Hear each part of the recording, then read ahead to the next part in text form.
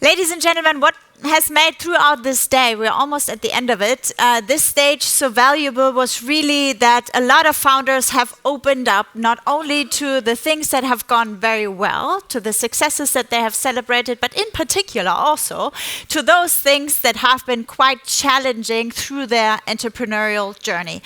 And we are now welcoming two speakers that have gone through quite an entrepreneurial roller coaster rides with a lot of ups and then a lot of downs and then more ups again. And in particular, there was like a massive looping that they had to go through, which was the Wirecard scandal that has really shook up a whole industry. You probably recall what happened. So now if you're a fintech and you have maybe dealt with Wirecard and this huge scandal breaks out, what do we do? In particular, how do you get through these crises? What do you learn from that? And how do you actually get out stronger? So obviously we're all hoping that you all not experience that kind of a shock in your business, but I think it's always good to extract some of the biggest learnings that these two have come out with. They have survived, their startup is active, their business is going well, they're now here to share their story. And the story is brought to us by one of the movers and shakers of Piabo, one of the most renowned startup PR firms that we have here in Germany. Please put your hands together for Stefanie Söhnchen of Piabo. And then her two speakers are Lasse Diener and Ulrich Schmidt of Aufinity.de, formerly Bezahl.de. Please join us here. Thank you, Maike. Okay, so if you're anything like me, you have been looking forward to this all day. I've been here all day and I've been waiting for this talk because these two are here to really share their insights and they have done so much already. So you heard that they've gone through some roller coaster things, but they've also gone through massive success.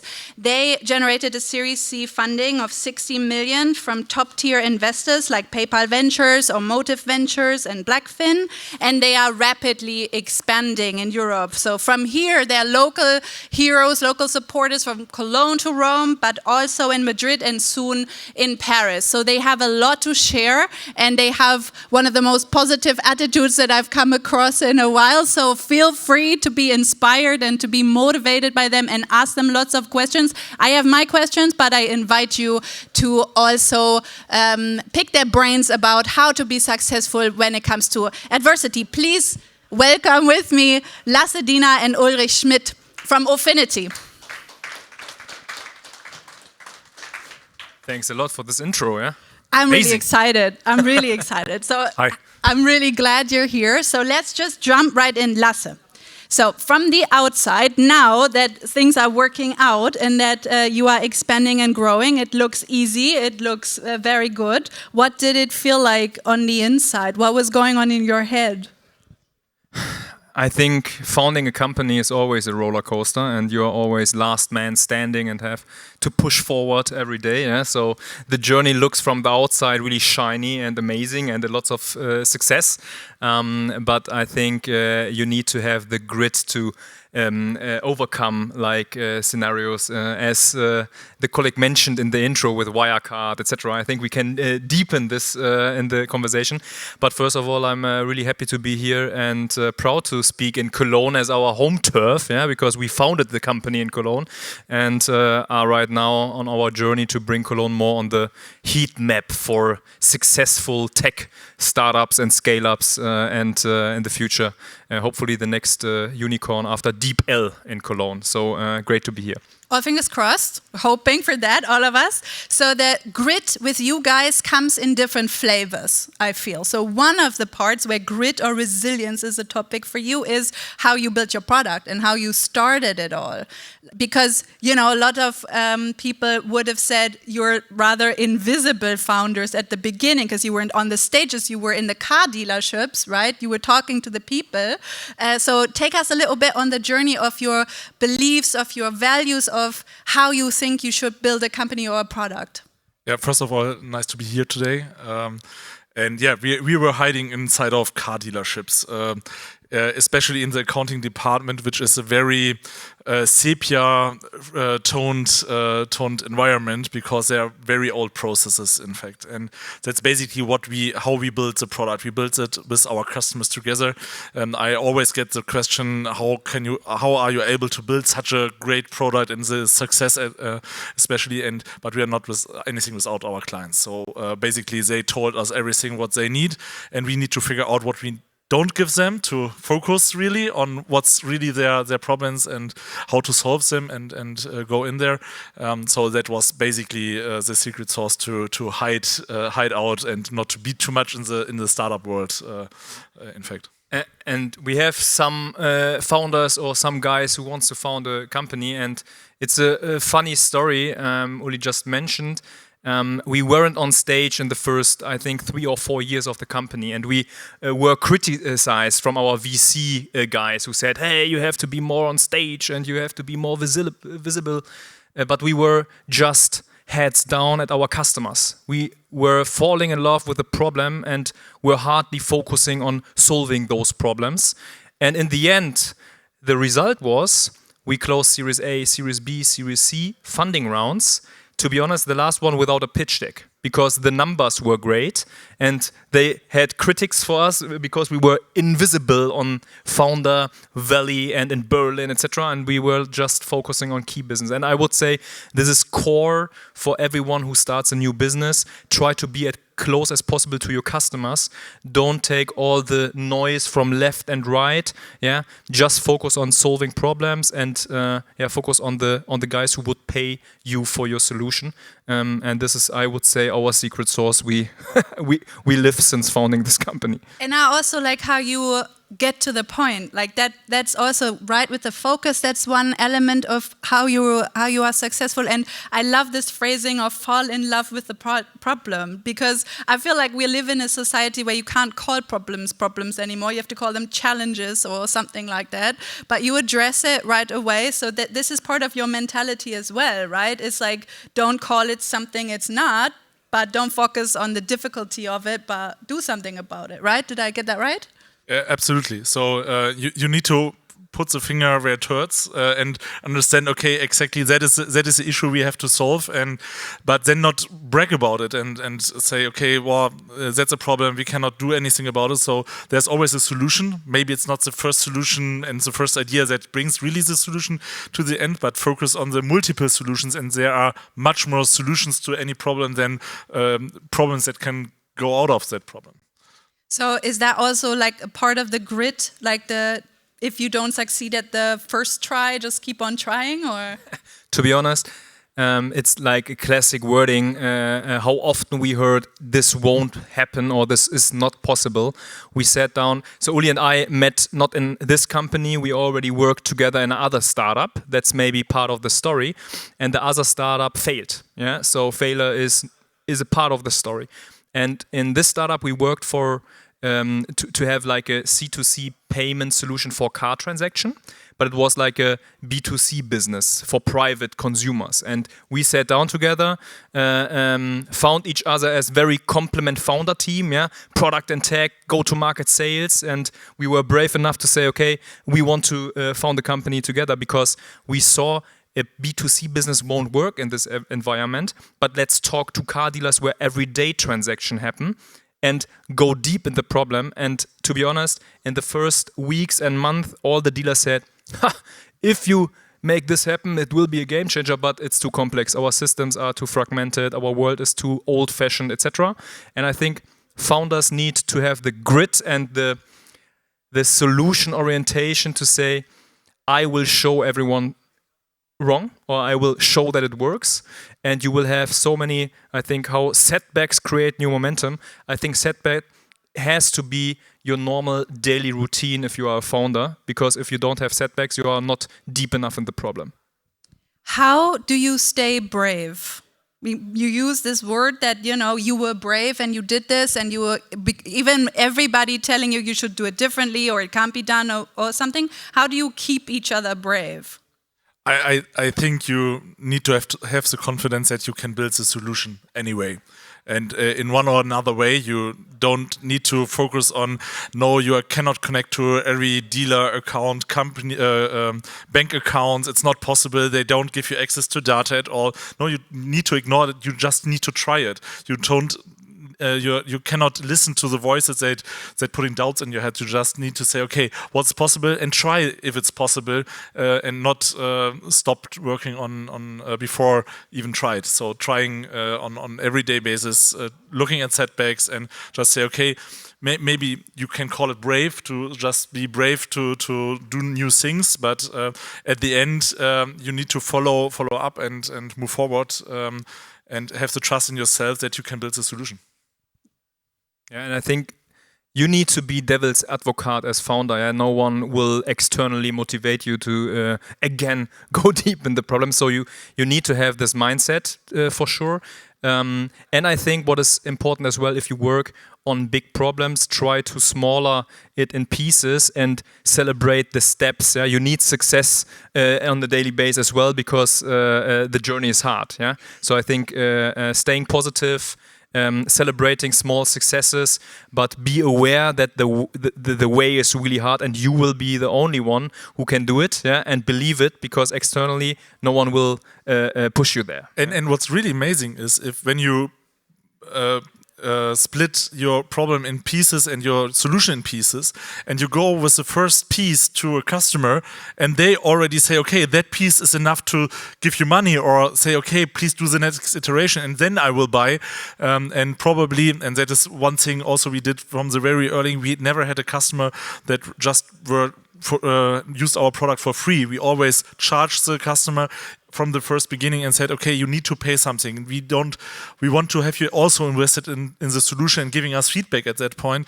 And when that feedback is coming to say, okay, that's the right direction, can we move a little bit left? You need to listen as well. And then you don't need to have that as criticizing. You are not on the movement left enough to regarding the product. Change that a little bit. And then the product is perfect, that you can gain a lot of motivation out of that. What I'm hearing is that your ego also needs to maybe take a step back when you really want to create Absolutely. I worked in an agency before I founded a company, and one thing I learned is when you come to an agency and say, okay, now I will present you the new best website, the project managers always will say no. We have done that with 3 other agencies. I don't trust you. So when you come in, and especially in that industry we are with car dealers, we don't know anything about accounting. So what should we go into an accounting department where they do the job every day on every task with every problem they have, and say to them, so now we show you how to do it better. No, they know it better than us, and they know how their processes are working, what we need to change, and what is helping them actually on their daily basis. So humility. Yeah, and I think one point is, I mentioned the complementary in the team. I think if you want to be successful in nowadays, you need to have speed as a clear quality gate. You need to be as fast as possible. So you need to be like open with your weaknesses and say, I will focus on where I am very good, but I'm brave enough to find guys belong my side who are better in other things. And I think I often see founder teams who are both sales or both product, and I think in nowadays, be brave enough to say, okay, I like to spend time with those guys, that's fine, but in a team you should focus complementary, because the world is too complex right now. You need to act fast, and ego is not, it doesn't matter if you want to succeed, I would say. That would have been my follow-up question as well, because a lot of success I see with startups depends on the partner you choose as a founder. I've seen many startups not succeed because they chose the wrong pairing of partners, and now we know your skills match, like your topical skills, but what about soft skills? Like, where would you say as people, that's what I meant also with the brave question. We will talk about the roller coaster that Maike mentioned, and I mean, real talk, there must have been, with all positivity, there must have been moments where you were like needing each other also to keep you positive, right? Like, how do you do that?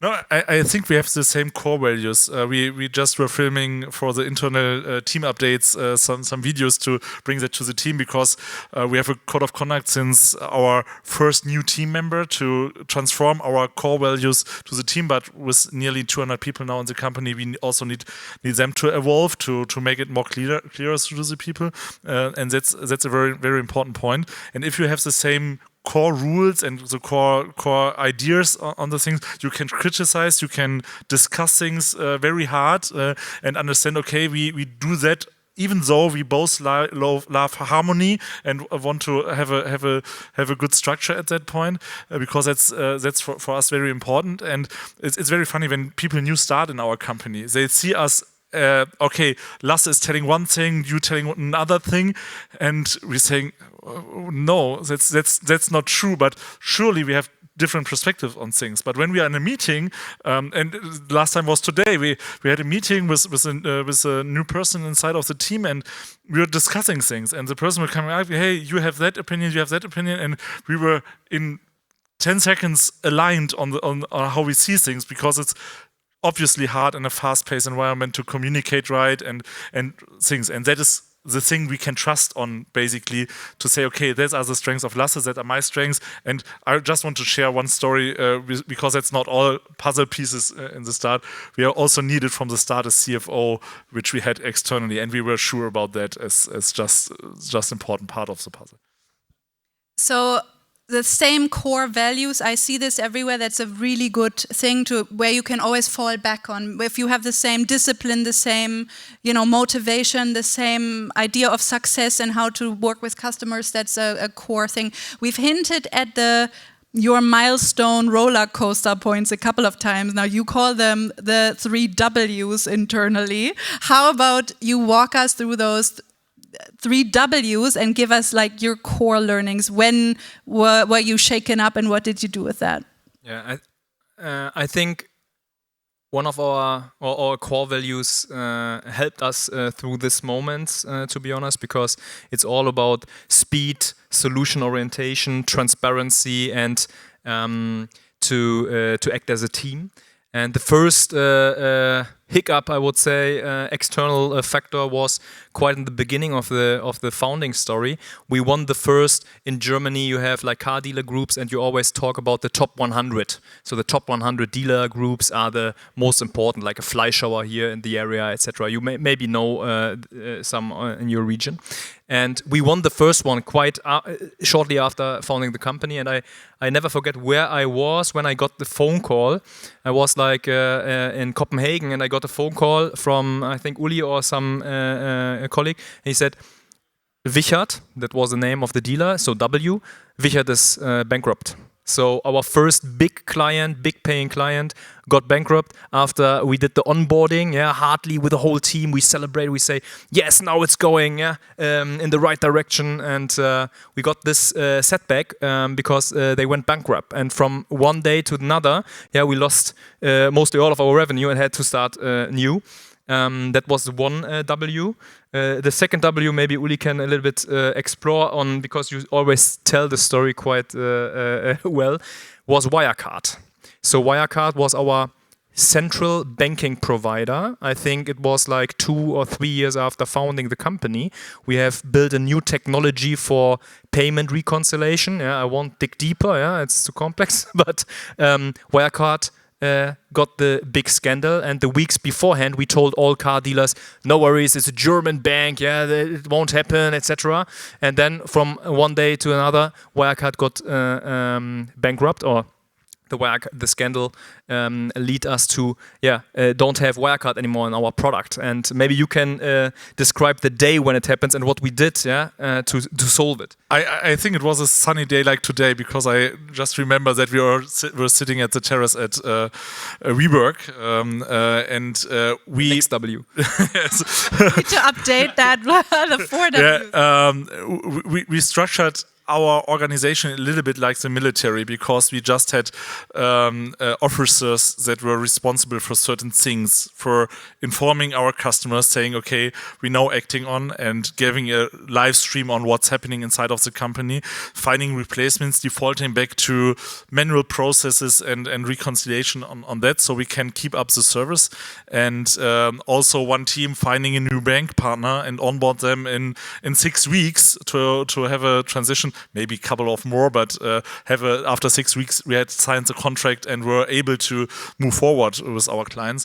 And the good thing at that was that we don't lost one client during that, because we communicated so straightforward and said, okay, now you need to be with us and stay and have the confidence that we find the right new next partner. And we were so transparent with the team.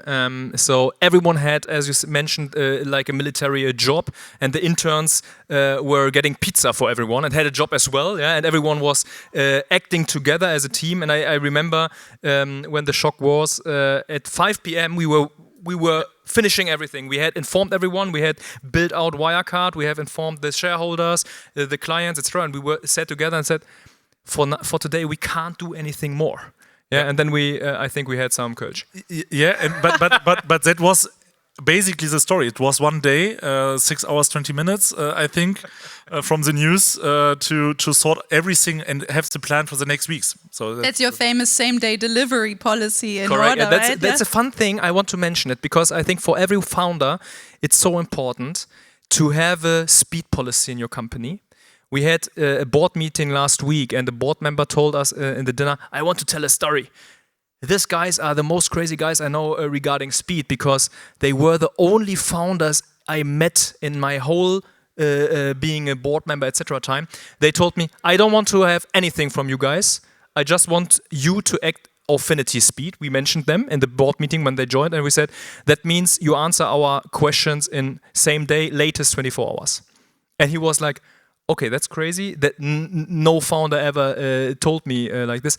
But I think, or I'm convinced that this matters so much regarding recruiting. You should answer. You should have processes where you answer the guys same day, because the good guys are away if you are not fast enough. You should answer your clients same day, and you should have internal communication same day. The solution doesn't have to be ready. Yeah, I always have to explain. I don't expect that everything is ready, but communication should flow the same day. So this is something we are really strict on, yeah, and we believe in speed. This maybe as a short anecdote from last week. Well, and you've proven it, right? You do it yourself. You're not just asking it of others. You do it yourself, and that's always a good thing. We have 6 more minutes. I have a million other questions, but if you guys have something you want to ask, I want to offer the floor to you. Anybody have any questions so far?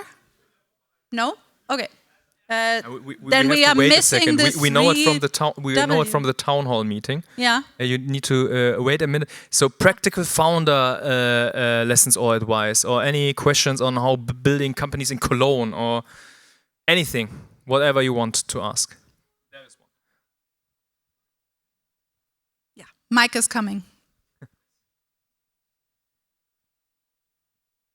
For me, do you hear me? Yes. For me, always the big question is, when is pursuing the right thing and when is accepting the failure the right thing? This is such a tough topic for me to figure out on the way. You need to be always open to accept the failure, I would say. You need to always look in, You should always accept the failure when you say, okay, when I invest much more because I have invested so much in the past, don't invest any further time, money, or effort at all in it. When you say, okay, there is something I gain more from doing now things, do something about that. Try to find the right way to do it. But if you just throwing your time at it because you have already spent too much time in it, then don't do it at all. Just stop. When you're just asking your question, should I stop it now? But I have too much in it from the past. Don't invest anything further. Sunken cost phenomenon, right? That we want to continue because we've already done so much. We need to catch ourselves. Yeah. And I always would add, if you distracting you from your main focus, also drop that immediately. If it is distracting you at all, drop it. Yeah, I think it depends on what you're talking about. Is it like stopping the company? Is it stopping a feature, or how big the decision is? I think that always depends how fast. It sounds weird, but I think as a founder, always listen to your gut feeling. I did so bad decisions because I thought rationally it makes sense, but founding is never rational. It's always emotionally. So trust your gut feeling. I can just say that would be my hands-on advice. If you feel it doesn't make sense, but I think I'm pushed to because of legacy, because of investors, never listen to it. You are the founder, you are the boss of the product, and you need to do the decision and take ownership for it. So this would be my hands-on advice. There was another question over there, I think. You wanted to, okay, I saw you. The mic is coming. You can obviously back out if you want, but seize the opportunity while it's there. First pitch and first pitch deck size. English, German, and how complicated was it? Ours was in German. Our product was called Bezahl.de because we are for the German automotive industry. But what do you mean, for customers or for investors? Yeah. So to be honest, investor-like, I just sorry for interrupting, but for investors, we started by not having a pitch deck. To be honest, we started by having network, using the network, and showing we already have paying customers. That was key. We are not good in slides. I can say we are shit in slides, and we were always shit in slides. Our website looked like crap, to be honest, and I don't want to bash anyone. We just didn't focus on it. I would always have customer showing paying customer interaction as number one focus, and then having slides out of it is of course important, but I wouldn't focus the slides. I would always focus on what traction you can show, and then having it in slides. AI will help you right now in seconds, right? But I would say my experience shows the slides doesn't matter so much. Yeah, the traction is the only what counts. Yeah, you need to explain your product very easily, and you can explain it via an email as good as in a pitch deck. And if the numbers are matching the market numbers from you matching that, that's enough. And to be honest, now I'm sometimes I am doing small business angel tickets, and now I know both positions, and I invested in a really small, just founded company, and everyone always say team matters, right? Team matters over what you're doing, because you will change the product, you will change maybe even the market, etc. But team matters, and I invested in two guys who didn't have a pitch deck as well, because I liked the grit, I liked what they told me, I liked the spirit, the energy, and that they already showed me some customers who were happy to pay. So this would be the answer, to be honest. Don't focus on slides. You can build slides then by AI, etc. Yeah, to be honest. I think that's a almost good last words for our little panel. Maybe we do a speed round of one piece of advice that you think every founder should know and that you think they should remember. Choose your battles. So look at things you need to focus on. You cannot be on every stage, on every evening event. Focus on your target group, on your dealers. In our case, to work on, and not get distracted. Don't let FOMO drive you. Okay. That's a good one, and I would say be aware that you are last man standing and the one who has to believe in the story. I have, Vincent mentioned, US is thinking bigger, etc. There's one amazing part, Moritz Wagner, the NBA guy. He said when he was young, he talked about being in NBA, and all Germans say, don't even dream about it, etc. And today he's in NBA, and he's lucky and he's proud that German small guys even dream now about being in NBA. So believe in your story. Being a devil's advocate, focus, choose your battle, and don't expect that anyone else will push you. Thank you so much to Lasse and Ulrich for sharing all your nuggets with us. Thank you, guys. Thank you. Thank you so much. This is your applause. Fantastic insights that were shared here. Maybe on the topic of when to know when to know what and when to quit, let's say it that way.